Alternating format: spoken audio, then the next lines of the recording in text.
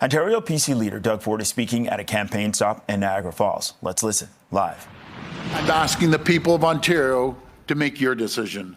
I'm asking for a stronger mandate, a mandate that will outlive and outlast Donald Trump and give our government the authority to act on your best interests.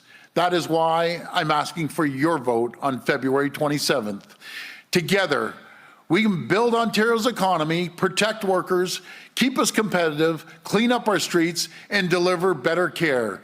Together, we will protect Ontario. Thank you, and may God bless the people of Ontario. Thank you so much. Thanks, guys. Thank you. Appreciate it. We will now open the floor for questions from the media. Please come to the mic and state your name and outlet. Just a reminder, it's one question and one follow-up. First question. Hi, Elaine Harrison, CBC News. Hi, Elaine. I appreciate this is a fluid situation. There's a Reuters report while you were speaking, and now the press secretary for the White House is saying it is happening tomorrow. You spoke about supporting the federal government's response. I'm curious, does Ontario have plans to respond tomorrow, or is it let the federal government respond first and then the provincial response comes later? Well, we're working hand in hand. We've put our list forward to the federal government, but it's so important we stay united. We need to stay united with the 10 provinces and the 3 territories and the federal government. We have to show strength being united. And I've emphasized to the federal government that we have to retaliate hard, not soft, but hard. Meet them dollar for dollar, tariff for tariff. If he wants to put pain on Ontario families, on Canadian families, he wants to take their livelihoods away, take food off their table, we will hit them with everything we have. And never underestimate Canadians, never underestimate Ontarians. We have a lot of tools in our toolbox that America depends on and needs us. Then on a completely different topic, I have a question here from one of my colleagues who's been hearing from seniors who are snowbirds, and they're upset that they might not be able to vote since they won't be in the country and international mail can be slow. One woman even wrote to you the week before your snap election call asking you not to do it. What do you say to these people from an age group that's usually more likely to vote? Well, you call Elections Ontario, there is a program that you can get a ballot down there and they will be able to vote.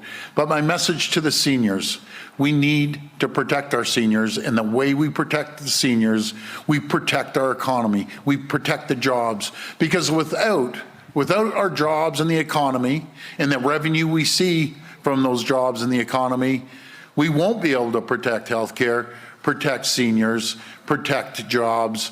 That's why we need to focus on the economy. That is number one, absolutely number one over anything.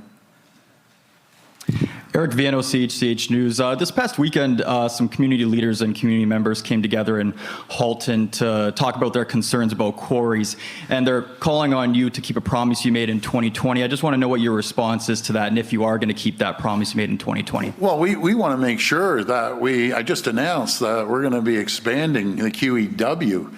You can't expand anything without quarries. You can't expand the 413 or the Bradford bypass without quarries. Some of those people are the same people that don't want to build anything. They don't want to build new homes. They don't want to build highways. They don't want to build the 413.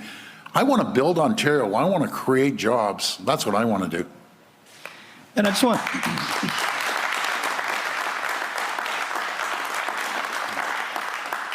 And I just want to ask about these smash and grab style robberies that we're seeing in the GTHA. Just want to know, if you're reelected, how is your government going to address that? And would you consider changes to the Youth Justice Act, seeing that many of these people involved are young people? Well, first of all, the criminal code is the federal government, but I've been putting pressure on the federal government. Number one, we should have mandatory sentences. You know something? You go in and you commit a crime, no matter if it's a store or you kick in a door, that we've seen that happen at 2 o'clock in the morning. Just imagine being in your home with your children and your spouse. A door gets kicked in, a gun gets put to your head. Sometimes the police catch them, sometimes they don't. I absolutely love our police. When you catch these criminals, these thugs that are terrorizing our neighborhood and our businesses, they go to court. And we have some really good judges, some really good JPs. But we have some bleeding heart judges and JPs that let these people out, not once, not twice, not 4 or 5 times, up to 8 times, just to let them out to go and commit the crime again. What they do when they get arrested, I've heard it from frontline police officers, they arrest them, get thrown in the cruiser. And they're so cocky, they're saying, I'm going to be out before you start your shift tomorrow. And guess what happens? They're out before they start their shift. We need to have mandatory sentences. We need to reform the bail conditions. And you start using guns, automatic 10 years. You're done. I'll tell you how quickly that changes people's minds. And we need to change the Young Offenders Act. You know something? When you're under 18, 17, 18, every one of us knew from right to wrong. Every one of us knew not to get an illegal gun being shipped up from the U.S., because 95% of the guns are coming from the U.S., and commit a crime. That is ridiculous. They need to go away to youth detention for a long time as well. That message will get back out on the street really, really quickly. I have zero tolerance for these criminals. We're pouring hundreds and hundreds of millions of dollars into all police services, starting off with the OPP and every other police service, no matter if it's Niagara or Halton or Peel or York. We're supporting them, and we're supporting them no matter if it's helicopters, hiring more police officers. We're up to 2,000 recruits every single year now.